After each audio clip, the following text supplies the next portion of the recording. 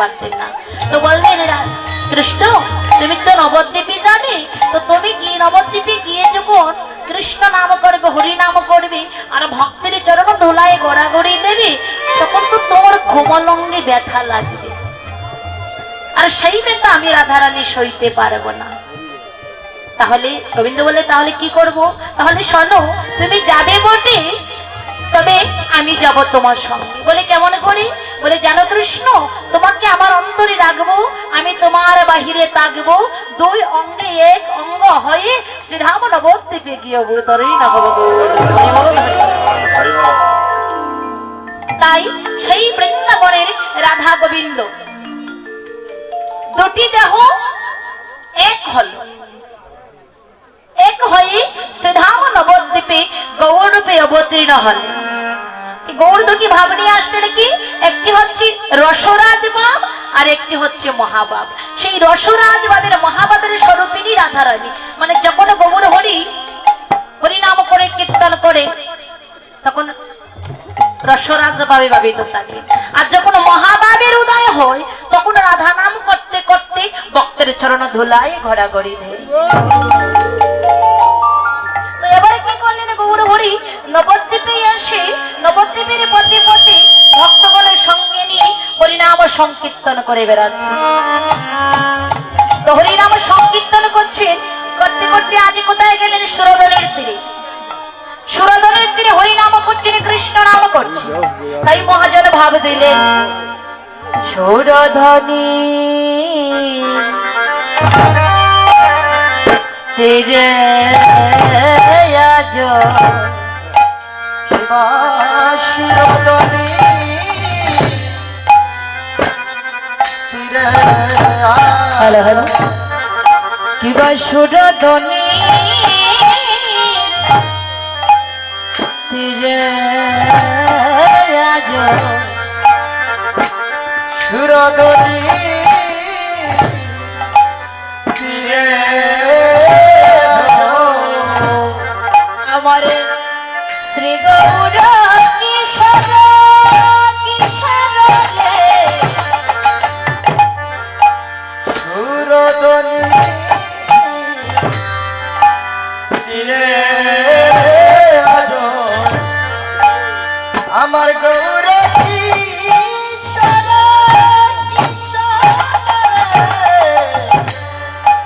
পরে সহচর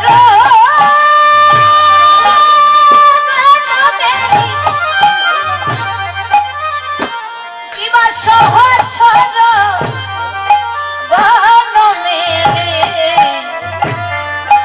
গড়ায়ান দেবে গৌর রে।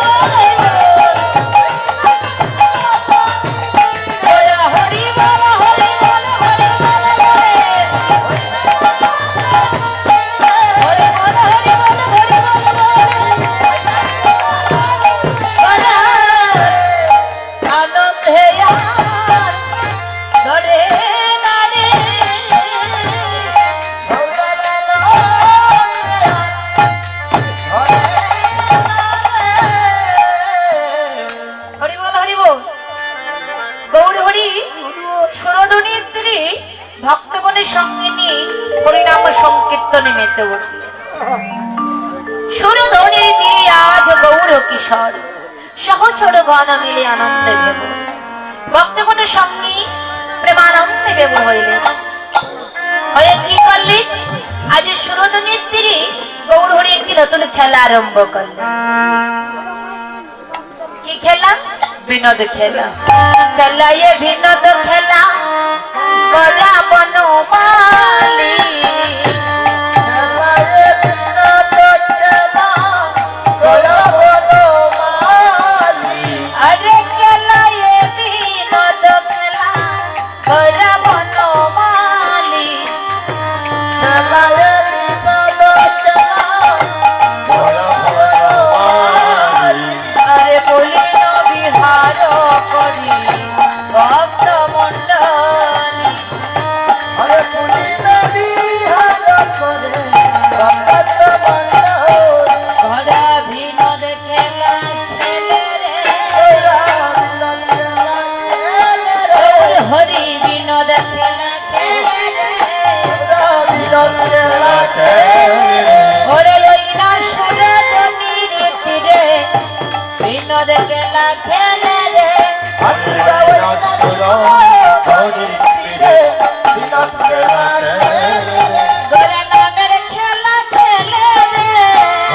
নামের খেলা খেলে রে। গোরা নামের খেলা খেলে রে। নামের খেলা খেলে রে। গোরা হরি বলে বাহু তুলে নামের খেলা খেলে রে।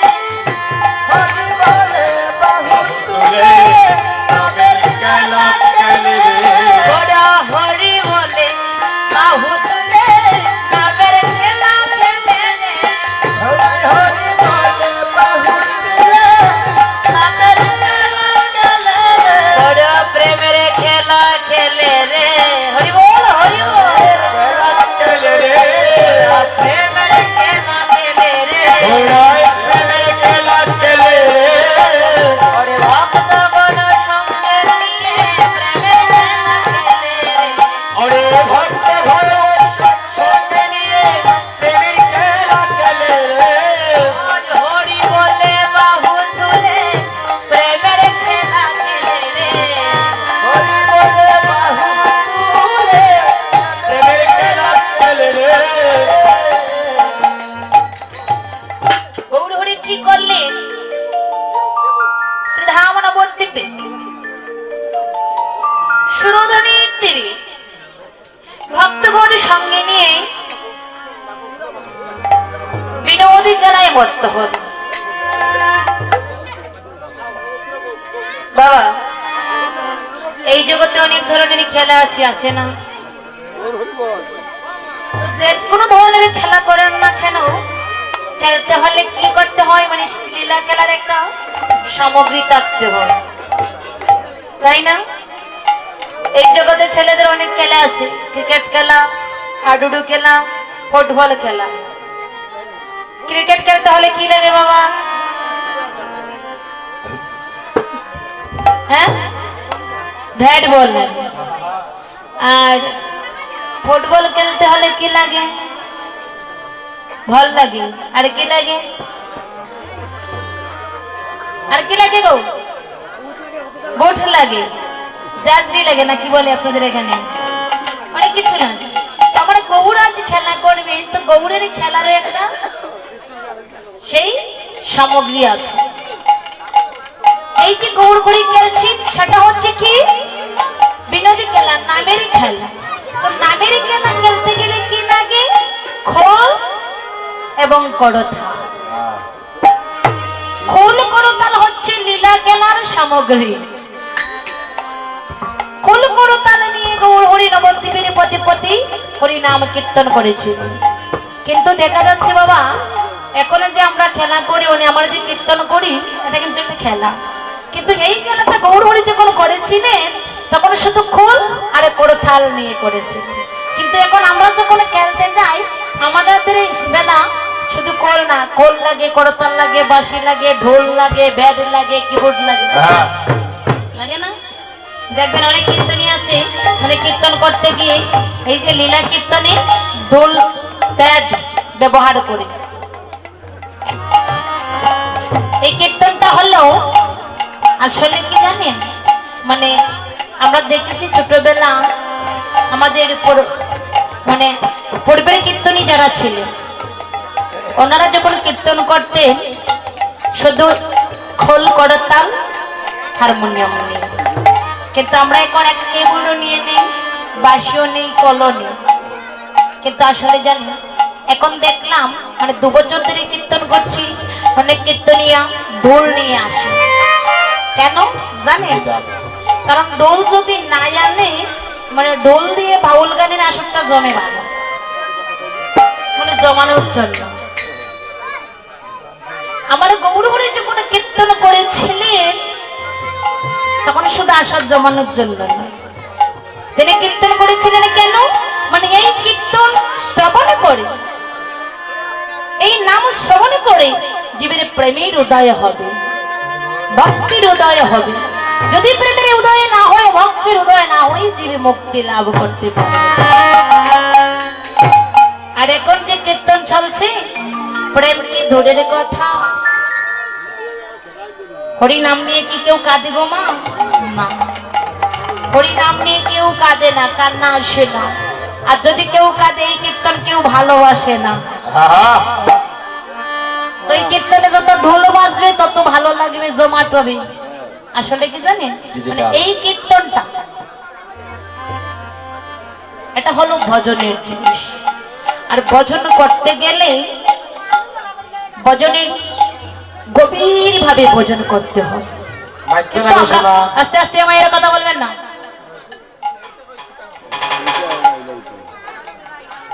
আর এই যে কীর্তনটা, কীর্তনে গিয়ে কাঁদে, অনেক আছে না বাবা কাঁদেন, এই যে কান্নাটা, এই কান্নাটা করলে কি হয়, কীর্তনে গিয়ে কাঁদলে কি হয়?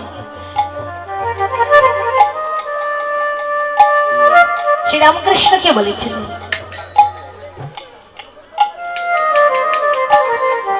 প্রভু তার এক ভক্ত নাম হচ্ছে তার নরেন।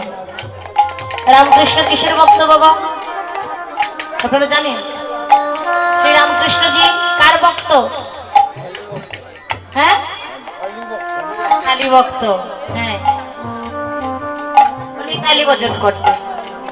তো তারে কে বলছেন নরেন এক ভক্ত, প্রভু এই যে কাঁদে, বলি কাঁদলে কৃপা হয়? কীর্তনে কি কাঁদলে কৃপা হয় না? হরি নামে কৃপা নেই। হরি কৃপা পেতে হলে কাঁদলে কৃপা হবে না নাম নিলে কৃপা হবে? হরি বল, হরি বল। কথা বলবে না মায়েরা, একটু লক্ষ্য করো।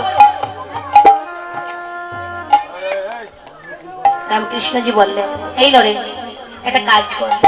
বলে কি? বলে একটা লোহা আনতো, একটা চম্বক আনতো। তো নরেন একটা লোহা একটা চম্বক নিয়ে আসলো। আচ্ছা নরেন এক কাজ কর, এই লোহাটা আর চম্বকটা কাছাকাছি ধরে নিত। তখন নরেন লোহার চম্বকটা কাছাকাছি ধরলেন, ধরে দিয়ে দেখছেন। যখন ধরেছেন রামকৃষ্ণজি বলছেন, এই নয় আচ্ছা বলতো লোহার চম্বককে টানছে না চম্বক লোহাকে টানছে? বলছে স্বামীজি চম্বক তো লোহাকে টানছে। লোহাকে চম্বককে টানে বাবা? না, চম্বক লোহাকে আকর্ষণ করে। আচ্ছা নরেন একটা কাজ কর, এই লোহাটাকে ভালো করে কাদা মাখিয়ে, ভালো করে কাদায় মেখে আন। নরেন লোহাটাকে ভালো করে কাদায় মেখে আনলেন। বলছি এবার ধর তো চম্বকের সম্মুখে, চম্বকের সম্মুখে ধরলেন। চম্বক কি করলেন?